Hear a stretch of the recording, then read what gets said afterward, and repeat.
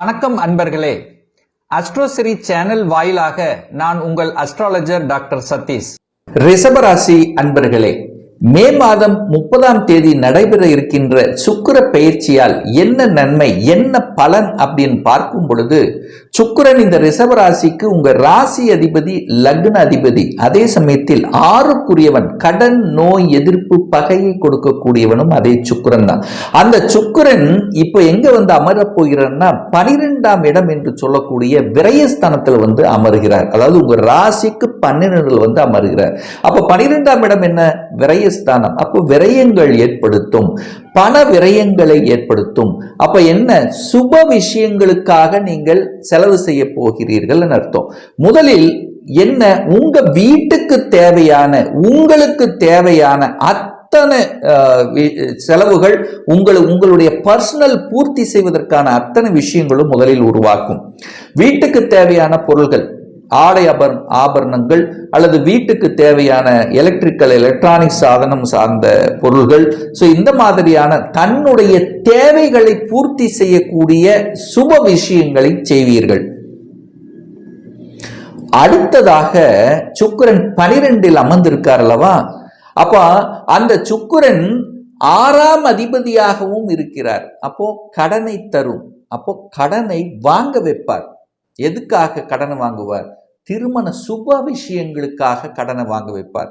நிறைய ரிஷபராசி என்பவர்களுக்கு திருமணம் நடக்கும். அந்த திருமணத்துக்காக எங்கேயாவது கடனை வாங்கி செலவு செய்து மகிழ்ச்சியும் சந்தோஷத்தை அடையக்கூடிய தன்மை இருக்கும். அப்போ செலவு செய்யும் போது, தன்னுடைய பிள்ளைகளுக்காக ஒரு திருமணம் செய்யும் போது கண்டிப்பா ஒரு சந்தோஷம், ஒரு பூரிப்பு இருக்கும்ல, அந்த தன்மை இந்த ரிஷபத்துக்கு நிச்சயமாக உண்டு.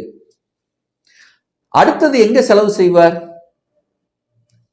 குழந்தைகளினுடைய படிப்புக்காக செலவு செய்யக்கூடிய தன்மைங்கிறது இந்த காலகட்டம் சிறப்பு பெறும். அப்போ குழந்தைகள் படிப்புக்காக செலவு செய்வார் அல்லது படிப்புக்காக கடனை வாங்குவார். இந்த நிகழ்வுங்கிறது இந்த மாதம் இந்த ரிஷபத்துக்கு நிச்சயமாக ஏற்படுத்தும். 12ஆம் இடம் என்பது என்ன? தூக்கம். நல்ல தூக்கம் வரும். அப்ப நல்ல தூக்கம் வருதுன்னா தன்னுடைய ஆசைகள் நிறைவேறுகிறது, தான் நினைத்த காரியங்கள் நடக்குது. அப்படிங்கும் போது நான் சந்தோஷமாக இருக்கிறேங்கும் போது ஒரு நல்ல தூக்கம் வரும்ல, அந்த தூக்கத்தை எதிர்பார்க்கலாம். அப்ப 12ஆம் இடம் என்பது தூக்கம். அப்ப 12ஆம் இடம் என்பது நிறைய பேர் பார்த்தீங்கன்னா நகருதல் என்கின்ற 12ஆம் இடம் என்பது நகருதல். நீங்கள் ஆசைப்பட்ட, அதாவது ஒரு இடமாற்றம், ஒரு வேலைக்காக ஒரு இடமாற்றம் வேணும் அப்படின்னு நினைத்து கொண்டிருக்கக்கூடிய ரிஷபத்துக்கு இந்த சுக்கிர பெயர்ச்சி அது உங்களுக்கு உறுதுணையாக இருக்க போகிறது. அப்ப இடமாற்றம் என்கின்ற தன்மை வேலை விஷயமாக அல்லது தொழில் விஷயமாக வியாபார ரீதியாக இடமாற்றம் ஏற்படுத்தக்கூடிய ஒரு காலகட்டமாக இந்த சுக்கிர பெயர்ச்சி ரிஷபத்துக்கு நிச்சயமாக அமையும். அப்போ ராசிநாதன் 12 இருக்கும்போது நீங்கள் நகரப் போகிறீர்கள், வேலைக்காக நகரப் போகிறீர்கள். எங்க? உங்க இடத்தை விட்டு அதர் டிஸ்ட்ரிக்ட் போக போறீங்க, இல்ல அதர் ஸ்டேட்டுக்கு போக போறீங்க, இல்ல வெளிநாட்டுக்காக செல்ல போகிறீர்கள். அப்போ ஒரு வேலைக்காக, ஒரு தொழில் நிமித்தமாக வெளிநாட்டுக்கு சென்று அங்க சில காரியங்களை சக்சஸ் கொடுக்கக்கூடிய தன்மை இந்த மாதம் சிறப்பு பெறும் அப்படிங்கிறத ஸ்ட்ராங்கா நம்ம இந்த இடத்துல சொல்லலாம். இந்த சுக்கிரன் பார்த்தீங்கன்னா இந்த ஜூன் மாதம் 12ஆம் தேதி வரை கேதுவோட நட்சத்திரத்துல பிரயாணம் பண்றார். அந்த கேது 4ஆம் இடத்துல உட்கார்ந்து இருக்கு. அப்ப 4ஆம் இடம் என்பது தாய் ஸ்தானம் அல்லவா?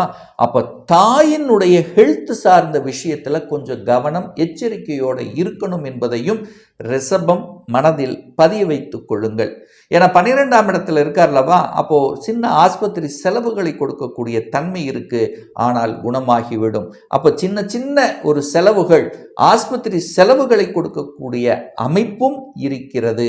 அப்போ தன்னுடைய உடல் நலத்தையும் தாயினுடைய உடல்நலத்தையும் பேணி காக்கணும் என்பதையும் ஞாபகத்தில் வைத்துக் கொள்ளுங்கள் இந்த ரிஷபம். அதே சமயத்தில் பார்த்தீங்கன்னா நிறைய பேர் பார்த்தீங்கன்னா காதல் உணர்வுகள் என்கின்ற தன்மைக்கு கொண்டு போவீங்க.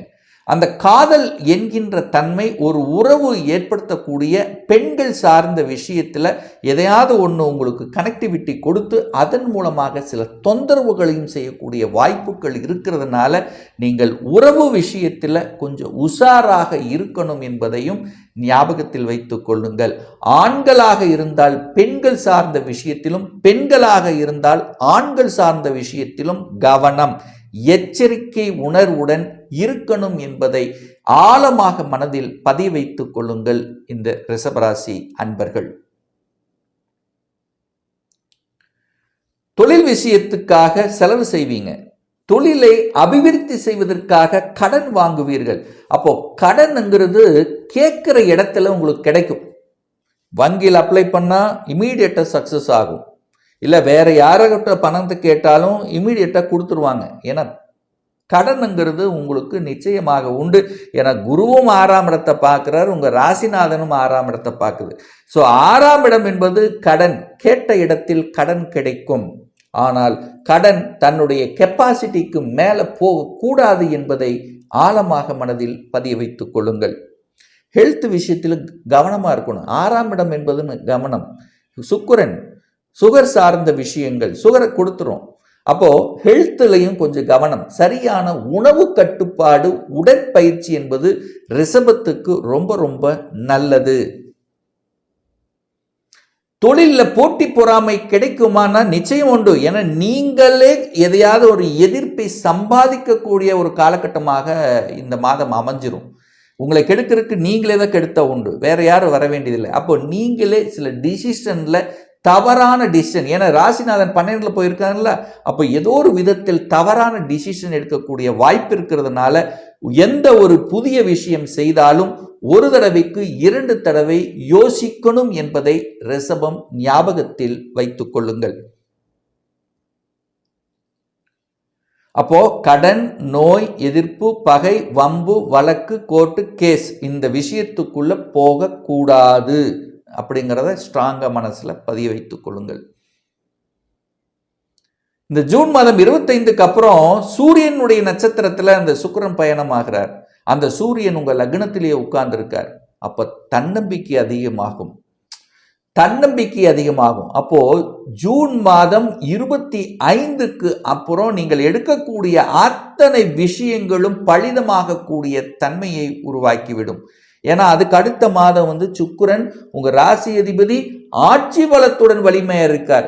அப்போ ஜூன் மாதம் 25க்கு அப்புறம் தொட்டது துளங்கும், நினைத்த காரியங்கள் ஜெயமாகும், வண்டி வாகனம் அனைத்து விதமான சுக போகங்கள் உங்களுக்கு கிடைக்கக்கூடிய ஒரு காலகட்டமாக அமையும்.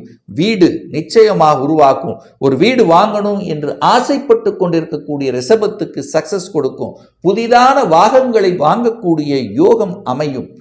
கலைத்துறையில் இருக்கின்றவர்களுக்கு புதிய புதிய வாய்ப்புகளை பெற்றுத்தரக்கூடிய அம்சம்ங்கிறது சிறப்பு பெறுகிறது. அழகு சம்பந்தப்பட்ட துறையில் இருக்கின்றவர்கள், ஆடம்பரம் சம்பந்தப்பட்ட வீடு கட்டி வாடகைக்கு விடுபவர்கள், உல்லாச விடுதிகள் அமைத்து கொண்டிருக்கின்றவர்கள், இவர்களுக்கெல்லாம் சக்சஸ் கொடுக்கக்கூடிய ஒரு காலகட்டமாக அமையும். ஆனால் காதல் விஷயத்துல கவனமாக இருக்கணும். உறவுகள் சார்ந்த விஷயத்திலும் கொஞ்சம் கவனமாக எச்சரிக்கையுடன், அதுவும் பெண்கள் சார்ந்த விஷயத்தில், சுக்கிரனுங்கிறது பெண்களை குறிக்கக்கூடிய கிரகம்ங்கிறதுனால அதை சார்ந்த விஷயத்தில் கொஞ்சம் கவனம் எச்சரிக்கையோடு இருக்கணும். ஜூன் மாதம் 12ஆம் தேதி வரை ரொம்ப ரொம்ப உஷாராக இந்த ரிஷபத்துக்கு இருக்கணும். அதாவது பெண்கள் சம்பந்தப்பட்ட தொழிலாக இருக்கட்டும், வேலையில் இருக்கக்கூடிய இருந்தாலும் சரி, ஸோ எந்த இடத்தில் இருந்தாலும் அதை சார்ந்த விஷயத்தில் பெண்களன்னா ஆண்கள், ஆண்களன்னா பெண்கள், கலத்திரம் சார்ந்த விஷயத்திலும் திருமண விஷயத்திலும் கொஞ்சம் ஒருவருக்கு ஒருவர் விட்டு கொடுத்து அனுசரணையோடு செல்லணும் என்பது தான் ஞாபகத்தில் வைத்து கொண்டு செயல்படுத்துங்கள். ஸோ மற்றபடி பார்க்கும் பொழுது இந்த சுக்கிர பெயர்ச்சியால் அனைத்து விதமான சுகபோகங்கள், செலவுகள் செய்யக்கூடிய, தன்னுடைய ஆசைகளை பூர்த்தி செய்யக்கூடிய, வீட்டுக்கு தேவையான பொருள்களை வாங்கி மகிழக்கூடிய ஒரு நல்ல காலகட்டமாக அமையுங்கிறதுல எந்தவித மாற்று கருத்தும் கிடையாது. ஒரு துல்லிய பலன் வேணும். அதாவது இந்த 2025 சொந்த தொழில் செய்வதற்கான விதி கொடுப்பினை நம்முடைய ஜாதகத்தில் இருக்கிறதா? அப்படி இருக்கக்கூடிய பட்சத்தில் எப்போ நம்ம சொந்த தொழிலை செய்யலாம்? எந்த கோர்ஸ் படிப்பதற்கான கொடுப்பினை நம்முடைய ஜாதகத்தில் இருக்கு. அப்போ எந்த கோர்ஸ் எடுத்து படித்தா நம்முடைய ஃபியூச்சர் நன்றாக இருக்கும். திருமண தடை நடந்து கொண்டே இருக்கு, எப்போ தான் நமக்கு திருமணம் ஆகும், எப்போ நமக்கு குழந்தை பாக்கியம் கிடைக்கும், எப்போ நமக்கு ப்ரமோஷன் கிடைக்கும், இது போன்ற கேள்விகளுக்கு துல்லியமான பதிலை நம்மால் கூற முடியும். ஒரு பர்சனல் கன்சல்டேஷன் எடுத்துக்கணும், ஒரு சுய ஜாதகம் பார்க்கணும் என்று விருப்பமுடைய அன்பர்கள் டிஸ்பிளே தெரியக்கூடிய நம்பருக்கு வாட்ஸ்அப் மூலியமாகவோ ஃபோன் கால் மூலியமாகவோ தொடர்பு கொண்டு அப்பாயின்மெண்ட் பெற்றுக்கொண்டு கன்சல்டேஷன் எடுத்துக்கலாம். நம்முடைய அலுவலகம் கோயம்புத்தூரில் அமைந்துள்ளது. அதாவது கோயம்புத்தூரிலிருந்து மேட்டுப்பாளையம் செல்லும் வழியில் வெள்ளக்கிணறு பிரிவு பக்கத்தில், அதாவது அன்னபூர்ணா ஹோட்டலுக்கு அருகில் அமைந்துள்ளது. பிரியர் அப்பாயின்மெண்ட் வாங்கிட்டு நேரடியாக கன்சல்டேஷன் எடுத்துக்கலாம். ஸோ ஆன்லைன் மூலமாகவும் கன்சல்டேஷன் இருக்கிறது. நிச்சயமாக இந்த பதிவு ஏதாவது ஒரு ரூபத்தில் உங்களுக்கு யூஸ்ஃபுல்லாக இருக்குங்கிறதுல எந்தவித மாற்று கருத்தும் இல்லை.